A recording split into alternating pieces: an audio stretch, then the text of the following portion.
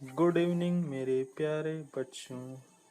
हम आपको विज्ञान 10वीं क्लास का पहला पाठ पढ़ाएंगे।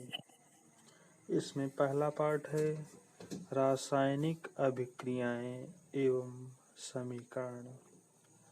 अपने दैनिक जीवन की निम्नलिखित परिस्थितियों पर ध्यान दीजिए और विचार कीजिए कि जब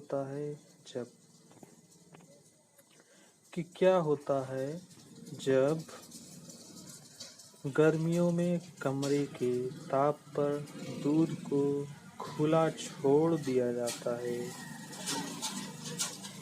लोहे का तवा या तसला या कील को आर्द्र वायुमंडल में खुला छोड़ दिया जाता है। अंगूर का किण्वन हो जाता है। भोजन पकाया जाता है। हमारा शरीर भोजन को पचा लेता है। हम सांस लेते हैं। इन सभी परिस्थितियों में प्रारंभिक वस्तु की प्रकृति तथा पहचान कुछ न कुछ बदल जाती है। पदार्थ के भौतिक तथा रासायनिक परिवर्तनों के बारे में हम पिछली कक्षाओं में पढ़ चुके हैं।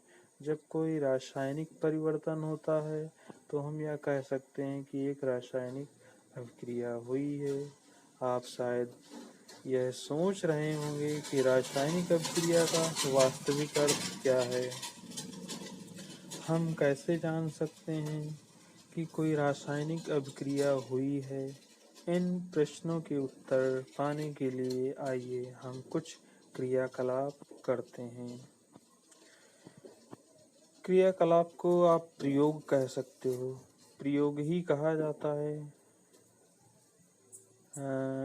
इस प्रयोग में हम शिक्षक के सहयोग की आवश्यकता है। सुरक्षा के लिए छात्र आँखों पर चश्मा पहन लें तो उचित होगा।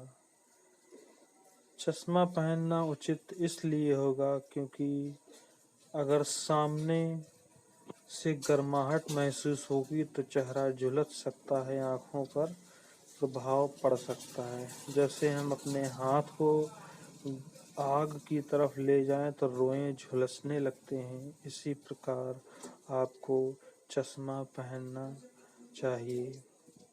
तो ये क्रियाकलाप 1 के हम पढ़ते हैं। नंबर 1, लगभग 3 से 4 सेंटीमीटर लंबे रिबन मैग्नीशियम को रेगमाल से रगड़कर साफ कर लीजिए। इसे चिमटे से पकड़कर स्पिरिट लैंप या बर्नर से इसका दहन कर लीजिए तथा इससे बनी राख को वॉच ग्लास में इकट्ठा कर लीजिए, जैसा कि यहाँ पर चित्र में दर्शाया गया है। यहाँ पे आपका चित्र बना हुआ है, ये देखिए। तो इसमें दर्शाया गया है कि मैग्नीशियम रिबन का दहन करते समय इसे अपनी आंखों से यथासंभव दूर रखिए। आपने क्या परीक्षण किया होगा, आइए देखते हैं। मैग्नीशियम रिबन का वायु में दहन कर मैग्नीशियम ऑक्साइड को कांच ग्लास में इकट्ठा करना, ये हमारा प्रयोग करना है। तो इसको हम कैसे करेंगे, तो आइए चलिए देखते हैं।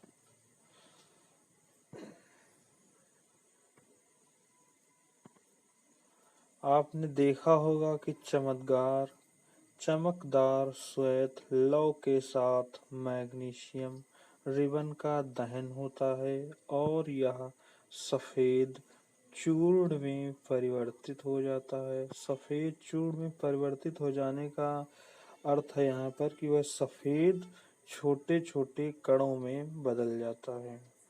यह मैग्नीशियम ऑक्साइड का चूर्ण है। कि यह किसका ऑक्साइड है? यह मैग्नीशियम ऑक्साइड का चूर्ण है।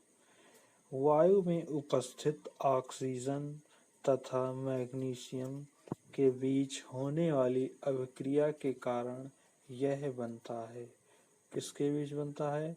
वायु में उपस्थित ऑक्सीजन तथा मैग्नीशियम के बीच होने वाली अभिक्रिया के कारण मैग्नीशियम ऑक्साइड बनता है। फिर आगे आइए हम लोग देखते हैं कि यहाँ पर प्रयोग नंबर 2। प्रयोग नंबर 2 ये रहा आपका। एक परख नली में लेड यानी कि सीसा नाइट्रेट का घोल लीजिए। लेड नाइट्रेट का घोल लीजिए। इसमें पोटेशियम आयोडाइड का घोल मिला दीजिए। किसका घोल मिला दें? पोटेशियम आयोडाइड का घोल मिला लीजिए। आपने क्या परीक्षण किया होगा? आइए देखते हैं।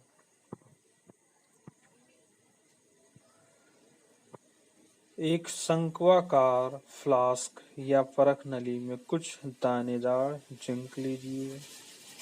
इसमें तनु HCl हाइड्रोक्लोरिक अम्ल या सल्फ्यूरिक अम्ल HCl मिला दीजिए, जैसा कि चित्र 1.2 में दर्शाया गया है। अम्ल का इस्तेमाल सावधानी से करना है आपको। क्या जस्ते के दानों के आसपास कुछ ऐसा दिखाई दे रहा है? शंक्वाकार फ्लास्क या परख नली को स्पर्श कीजिए। स्पर्श करने का मतलब है छूने। क्या इसके तापमान में कोई परिवर्तन हुआ है? वो तो प्रयोग करने पे ही मालूम होगा। जब आप प्रयोग करेंगे तभी मालूम होगा कि हाँ ये कुछ गर्माहट कर रहा है कि नहीं कर रहा है। तो ऊपर दिए गए तीनों क्रियाकलापों के आधार पर हम यह कह सकते हैं कि निम्न किसी भी परीक्षण की सहायता से हम निर्धारित कर सकते हैं कि रासायनिक अभिक्रिया हुई है। अवस्था में परिवर्तन, रंग में परिवर्तन, गैस का परिवर्तन, गैस का निकास या उत्सर्जन, तापमान में परिवर्तन। यदि हम अपने आसपास हो रहे परिवर्तनों को देखें तो पाएंगे कि हमारे चारों ओर विविध प्रकार की रासायनिक अभिक्रियाएं हो रही हैं। इस अध्याय में हम विभिन्न प्रकार की रासायनिक अभिक्रियाओं और उनके प्रतीकात्मक निरूपण का अध्ययन करेंगे।